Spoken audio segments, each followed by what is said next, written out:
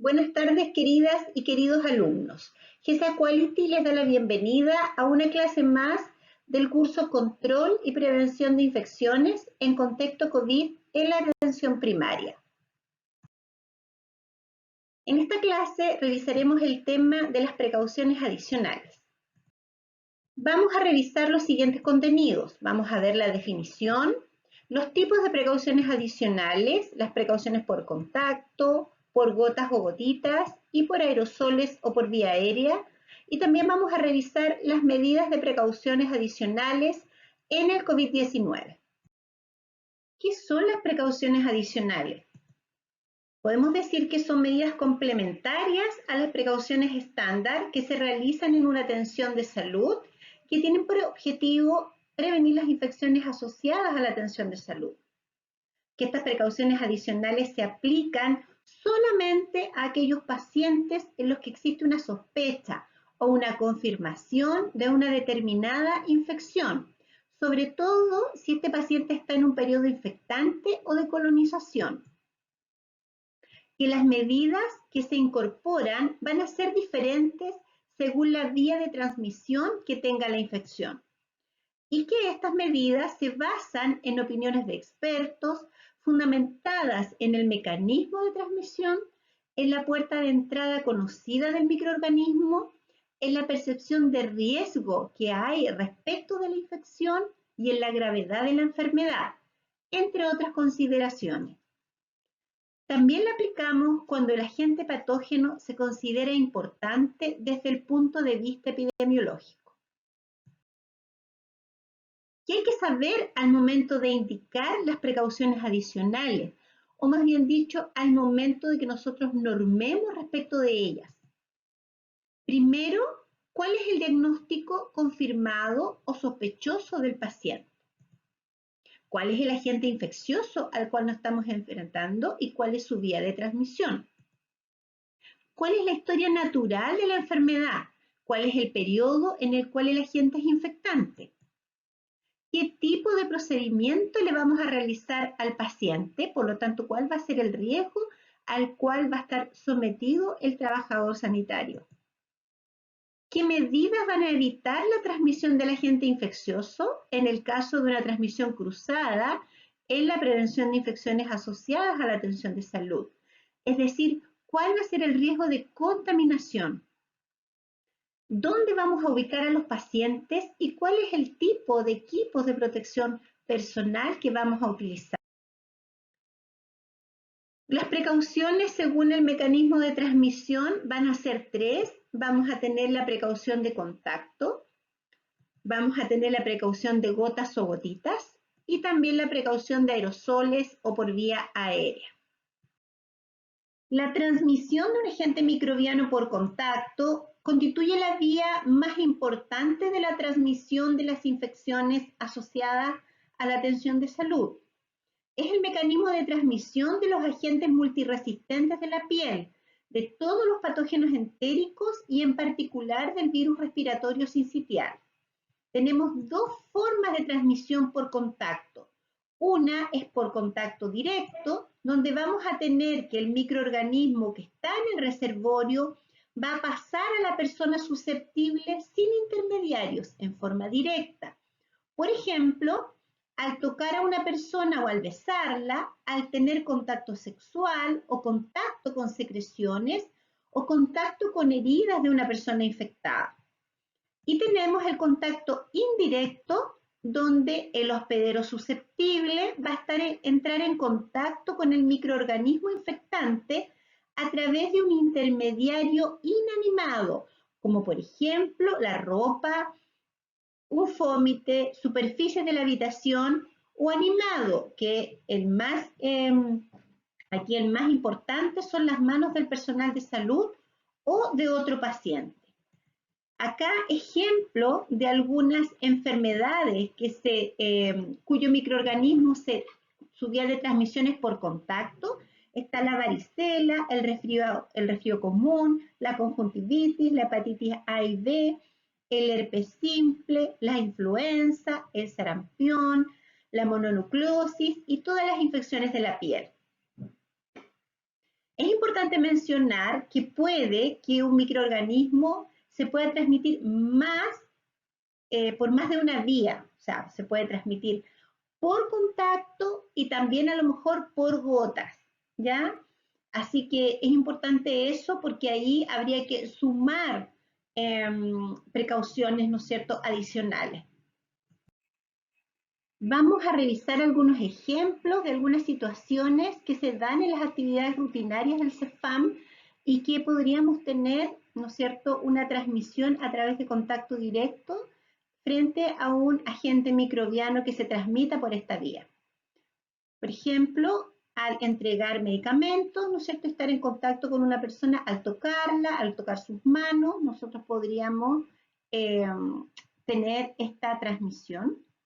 Y también, ¿no es cierto?, al entregarle los medicamentos a una persona y nosotros no habernos higienizado las manos, podríamos transmitirle un agente microbiano en el sobre de los medicamentos, si es que tuvimos nosotros contacto antes con algún paciente que fuera reservorio de algún microorganismo y obviamente no nos hubiésemos higienizado las manos.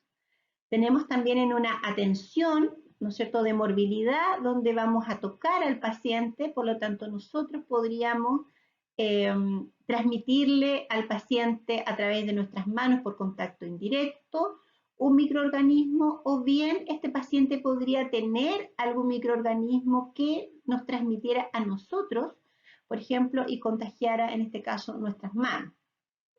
Por ejemplo, un herpes.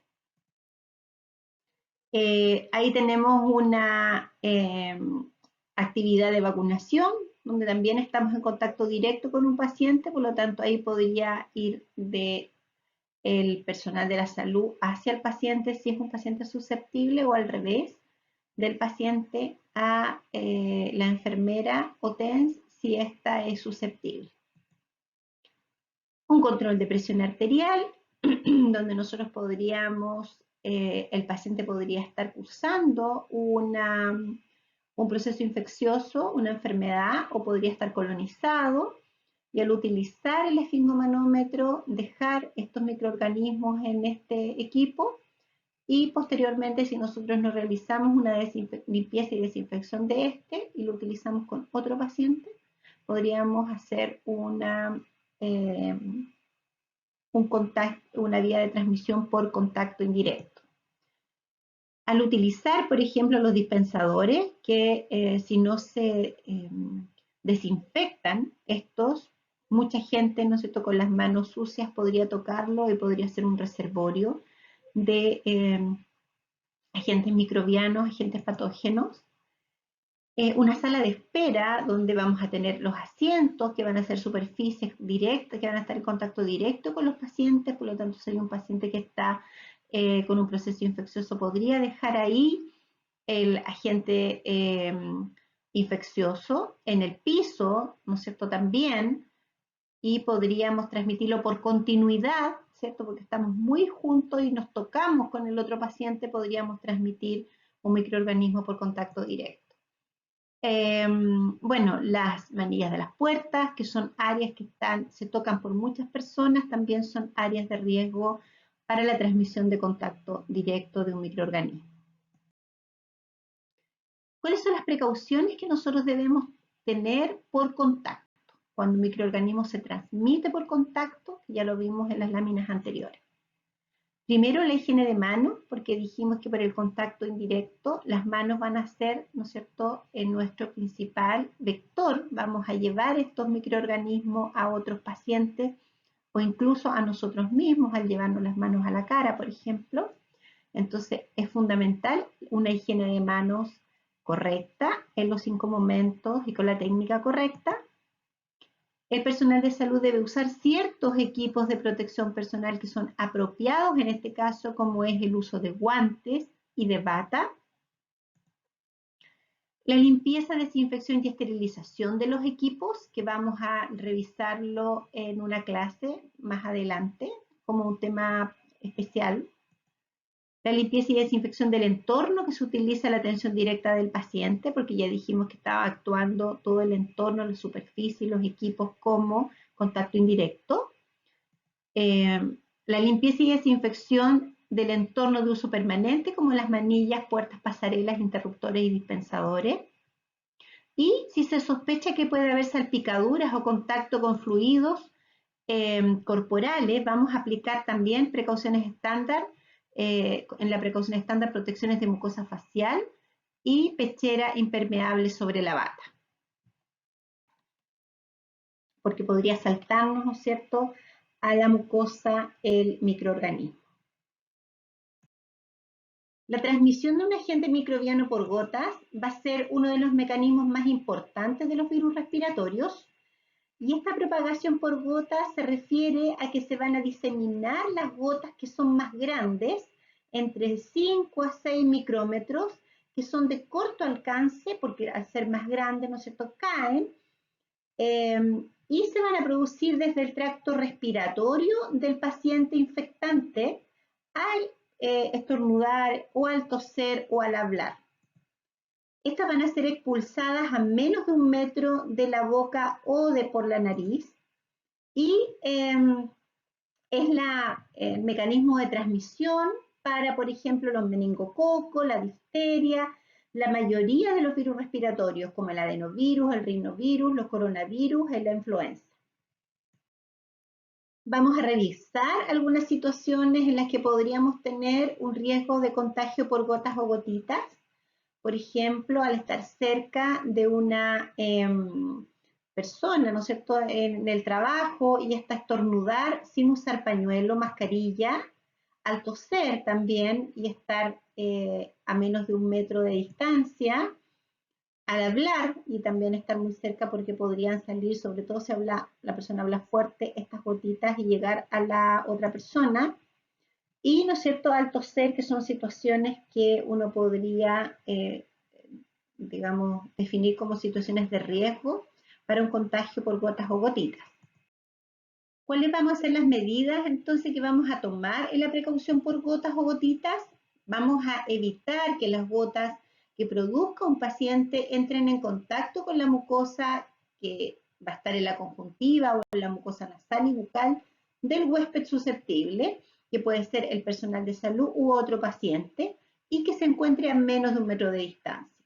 Entonces, vamos a mantener la distancia mayor a 1 metro.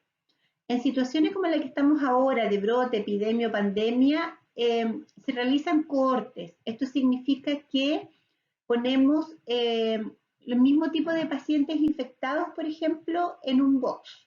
Entonces, solo en ese box vamos a atender a los pacientes que son sospechosos o confirmados de la enfermedad que tenemos como brote, epidemia o pandemia. O vamos a poner en una sala de espera o en un momento determinado, ¿no es cierto?, a estos pacientes que se supone que comparten este microorganismo que está generando la infección. El personal de salud va a utilizar los equipos de protección personal apropiados, que están sobre todo el equipo de salud que va a estar en contacto con el paciente infectado o colonizado. Y aquí tenemos el uso de las mascarillas, ya sea quirúrgica o el respirador, y la protección ocular por antiparras o escudo facial. El paciente durante todo el traslado o movimiento va a tener que usar mascarilla. Por lo tanto, como hoy día que estamos en una situación de pandemia y no sabemos quiénes están infectados, todas las personas deben usar mascarilla para estar en contacto con otras, para ingresar al CEFAM, ¿no es cierto?, o también para moverse o trasladarse en la vía pública o en los medios de transporte. Bien, la transmisión por aire o aerosoles es un tipo de transmisión que se produce a través del aire y consiste en que se va a producir una difusión de partículas más pequeñas, menores a 5 micrómetros, y que pueden mantenerse en suspensión en el aire durante periodos prolongados y se pueden desplazar distancias más largas que las gotitas cuando son empujadas por corrientes de aire. Y acá, ¿cierto?, estas pueden ser inhaladas y van a ingresar a los alveolos de los individuos que han permanecido en la misma habitación, aunque no hayan tenido contacto con la persona infectante o contacto directo, ¿no es cierto?, con alguna superficie, porque estos aerosoles van a quedar, ¿no es cierto?, suspendidos en el aire. Estos núcleos de gotitas pueden ser generados directamente por el paciente al toser, ¿cierto?, porque van a salir las gotas más grandes, pero estas van a, digamos, como fragmentarse en aerosoles y van a viajar por distancias más largas, por estornudos, por ejemplo, en el caso de los pacientes con tuberculosis, o se generan en ciertos procedimientos clínicos, en el caso, por ejemplo, de la aspiración de la vía aérea, de una quimioterapia respiratoria, de las nebulizaciones, por ejemplo.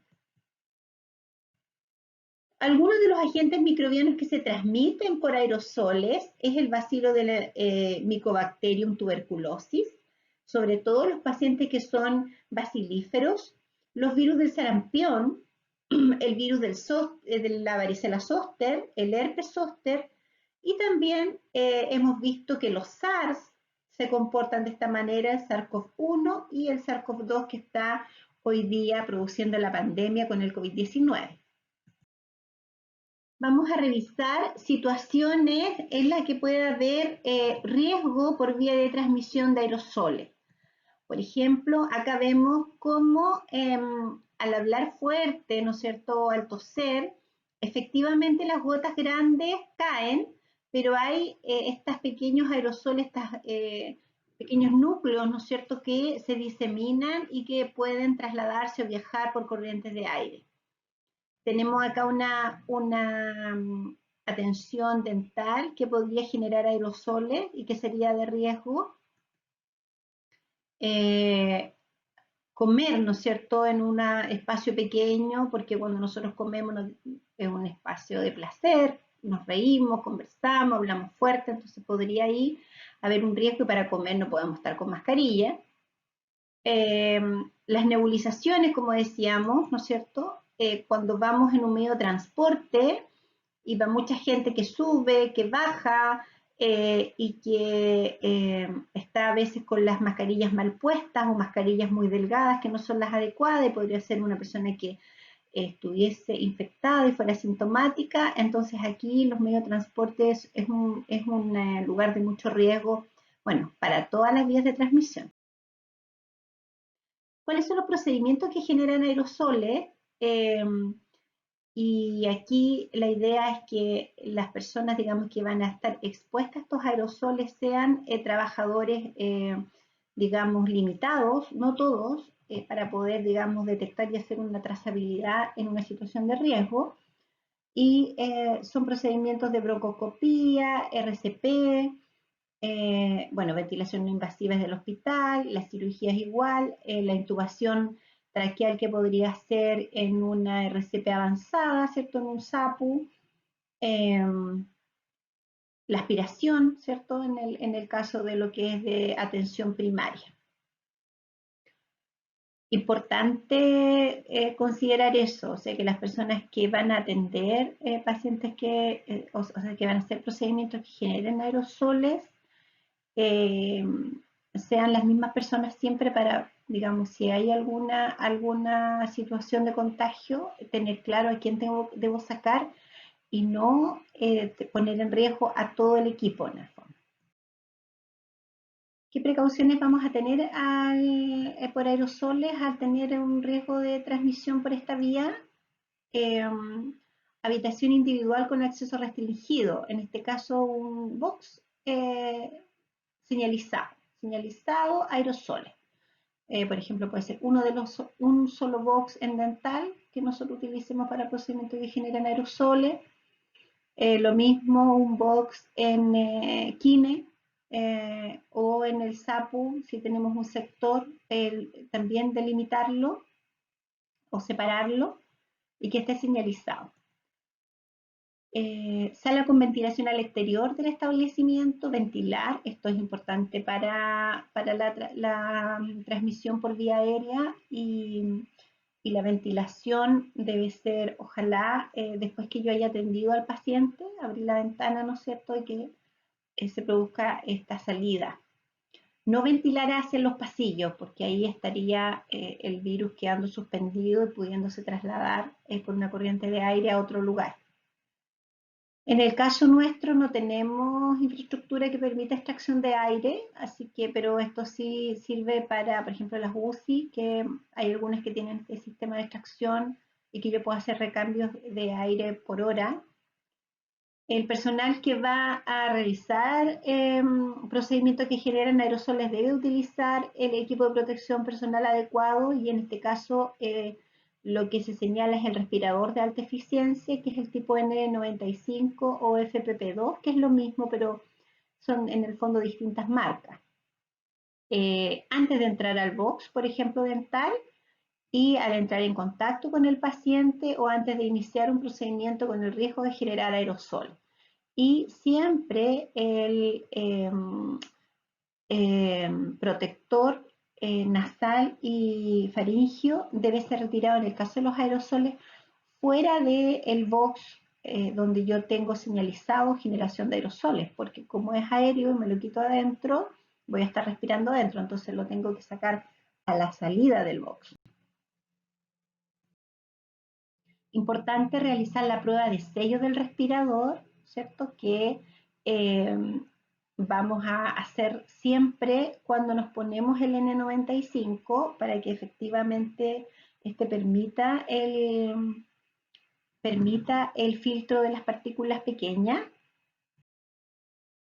Y importante también el aislamiento de cohorte que yo les mencionaba delante, que es cuando yo voy a juntar, ¿no es cierto?, un grupo de pacientes al que les voy a aplicar las mismas medidas. Y esto va a permitir ser más eficiente en el uso del costo de los elementos que yo voy a tener que utilizar, porque voy a estar con los mismos equipos de protección personal, eh, mascarilla y protector facial, por ejemplo, atendiendo varios pacientes que van a tener el mismo agente microbiano. Y estos cortes se utilizan cuando la cantidad de pacientes infectados sobrepasa la capacidad habitual de la institución, o sea, hay muchos. Y se utiliza como una medida de control. Por ejemplo, en este caso del COVID-19, que estamos en una pandemia, nosotros podemos decir, en este sector se van a atender los pacientes que vienen con sintomatología de COVID-19. ¿No es cierto? Solo en este box vamos a atenderlo. Solo en esta sala de espera van a estar los pacientes con sospecha o confirmación de COVID-19 y no en todas las salas de espera que tengo en la institución, por ejemplo. ¿Cuáles son las medidas de precaución estándar y adicionales para la atención de usuarios y usuarias en el contexto COVID-19 en APS? Bueno, ¿qué precauciones vamos a tener en pacientes que tienen presunción clínica o confirmación de COVID-19? Vamos a tener precauciones de contacto y gotas para atender a todos los pacientes con presunción clínica o confirmación de COVID-19. Esto significa que vamos a utilizar para el contacto, vamos a utilizar guantes y vamos a utilizar pichera impermeable y también vamos a utilizar el protector facial ocular por el riesgo del contacto con las mucosas de los ojos.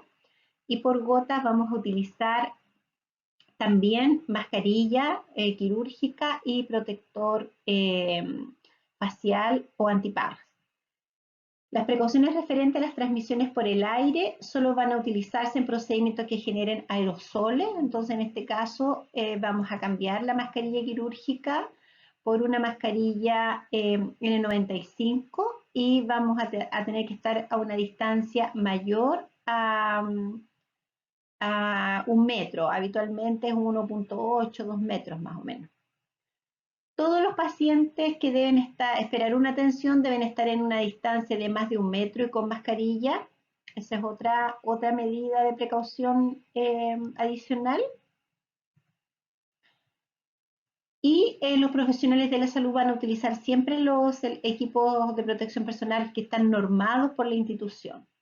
Por eso en la primera clase hablamos de la importancia de generar estrategias de prevención de infecciones y que estas estrategias deben estar siempre alineadas con la mejor evidencia y con la normativa ministerial.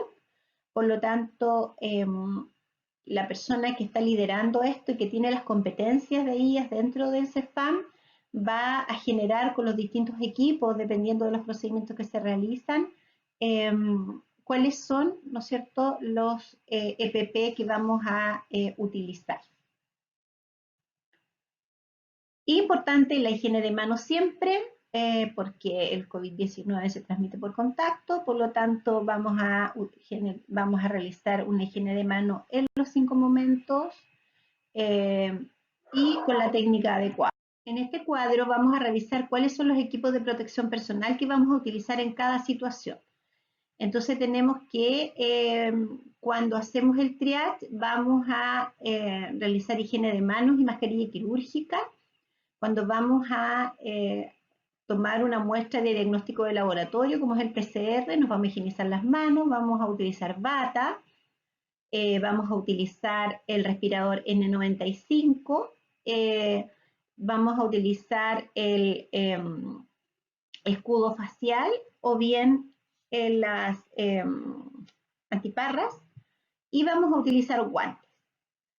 En los casos sospechosos o confirmados de COVID-19 que necesitemos que sean admitidos en el establecimiento de salud, pero que no vamos a realizar en ellos procedimientos que generen aerosoles, nos vamos a higienizar las manos, vamos a utilizar bata, mascarilla quirúrgica, lo mismo, antiparras o escudo facial y guantes.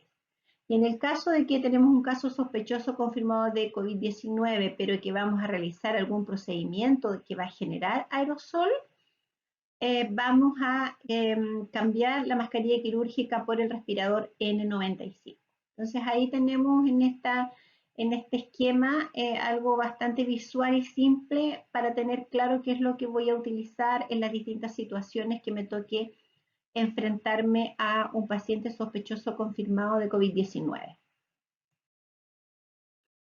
Aquí les compartí una página donde puedo buscar información, una página que es de la OMS y de la OPS, y puedo buscar en ella material educativo, también me puedo estar informando acerca de aspectos epidemiológicos mundiales, por ejemplo, de América Latina. Y tenemos también la página del MinSal que está siendo nutrida diariamente por distintos informes epidemiológicos, los reportes diarios, algunas situaciones o información técnica que se va sumando día a día. Bien, revisaremos entonces cuáles podrían ser las conclusiones de la clase de hoy. Primero, que el uso de las precauciones adicionales por parte de los trabajadores de la salud siempre va a requerir una evaluación de riesgo de las actividades relacionadas con la atención sanitaria. Es decir, qué cosas nosotros hacemos en la atención primaria y que obviamente respecto de esas cosas vamos a tener que realizar nuestros protocolos. Que es necesario para la tranquilidad de los trabajadores y para prevenir las infecciones asociadas a la atención de salud de manera efectiva, que las precauciones adicionales estén protocolizadas y que la institución cuente con equipos de protección personal de calidad y con el stock suficiente. Que los trabajadores deben ser capacitados y supervisados en el uso correcto de las precauciones adicionales y que las siguientes precauciones adicionales en la atención de los pacientes sospechosos o confirmados de COVID-19 son las que hoy día la evidencia ha mostrado que son las efectivas. Que para cualquier caso sospechoso confirmado de COVID vamos a utilizar precauciones de contacto y de gotas, y que para cualquier caso sospechoso confirmado de COVID más algún procedimiento generador de aerosoles, vamos a utilizar las precauciones de contacto de gotas más las precauciones de aerosoles o vía aérea. Hemos terminado la clase de precauciones adicionales.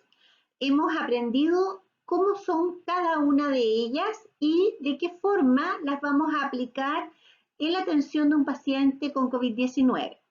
Los invito y las invito a participar en el chat y a unirse al foro y leer lo que nosotros podamos subir como lectura complementaria y también revisar los videos. Muchas gracias y nos vemos en la próxima clase.